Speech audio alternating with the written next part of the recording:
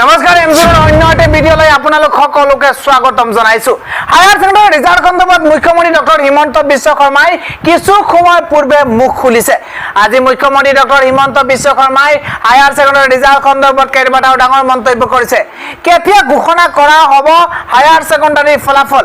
Higher secondary ফলাফল কেনেকৈ ঘোষণা কৰা হ'ব তাৰ সবিশেষ ভিডিঅ'টোৰ মাধ্যমেৰে জনাই আছো।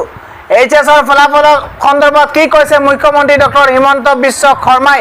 এটা ডাঙৰ মন্তব্য কৰিছে, তাৎপৰ্যপূৰ্ণ মন্তব্য কৰিছে খুদ মুখ্যমন্ত্ৰী ডক্টৰ হিমন্ত বিশ্ব শৰ্মাই। কেতিয়া দিয়া হ'ব উচ্চতৰ মাধ্যমিক পৰীক্ষাৰ ফলাফল? শিক্ষা সংসদ সাজু নোহোৱাৰ বাবে পলম হৈছে ফলাফল প্ৰকাশত। মাত্ৰ কিছু সময় পূৰ্বে মুখ্যমন্ত্ৰী ডক্টৰ হিমন্ত বিশ্ব শৰ্মাই এটা তাৎপৰ্যপূৰ্ণ মন্তব্য কৰিছে আৰু কৈছে শিক্ষা সংসদ সাজু নোহোৱাৰ বাবে পলম হৈছে ফলাফল প্ৰকাশত। এবাৰ ফলাফল প্ৰকাশত কিছু দেৰি হৈছে, ফলাফল দিবলৈ বৰ্তমান সাজু হোৱা নাই আছে।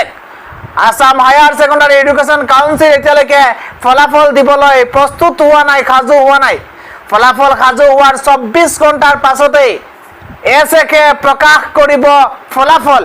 ফলাফল প্ৰকাশ পাব 24 ঘণ্টাৰ ভিতৰত। যেতিয়া ফলাফল সাজু কৰা হ'ব, ফলাফল প্ৰস্তুত কৰা হ'ব, তেতিয়া 24 ঘণ্টাৰ ভিতৰতে প্ৰকাশ পাব।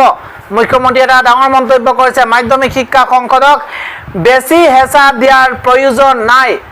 অসম উচ্চতৰ মাধ্যমিক শিক্ষা সংসদক বেছি হেঁচা দিয়াৰ প্ৰয়োজন নাই, কিয়নো যদি হেঁচা দিয়া হয় তেন্তে ওলাব পাৰে ভুল ফলাফল। ফলাফল প্ৰকাশৰ দিনা ৰাতিপুৱা সকলোকে জনাই দিয়া হ'ব আৰু পুৱাৰ ভাগতেই সকলোৱে গম পাই যাব।